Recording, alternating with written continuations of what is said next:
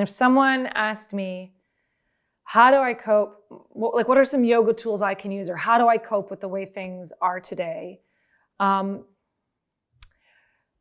I would reflect back to is one of my favorite quotes from one of my inspirations, Pema Chodron, who says, "Only to the extent that we expose ourselves again and again to annihilation can that which is indestructible within us be found."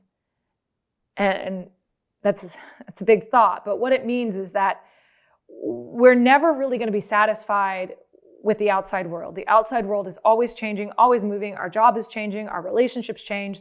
All of this is always in flux. And as humans, what our default is to, instead of going within to find a sense of stability and well-being, we always go outside of ourselves. I mean, me too. I'll raise my hand first in line, right? And when things are really challenging in the outside world, when things get shaky and the places that we normally find stability are somehow uprooted, it's actually, in a way, it's good news.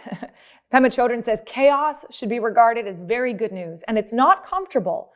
But what it asks us to do is to go, okay, let me remember to go back inside. So I go back, I do my yoga practice, I sit, even if it's just for a minute, and I go like, okay, where is that place inside of myself that is steady?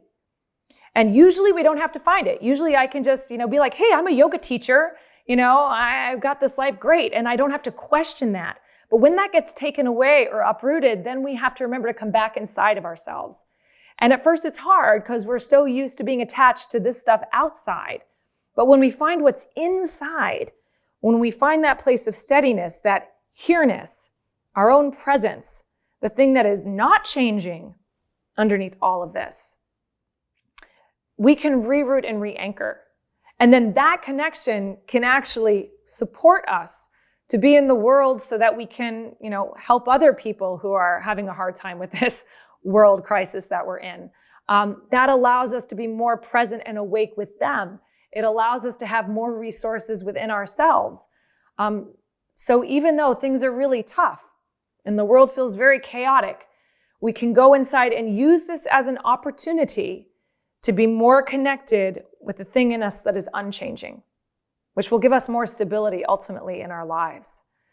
So it's a wake-up call. It's not an easy one, but you're in very good company, I would say too. We're all walking through this together. And the more that we can be connected inside, the more we can serve other people.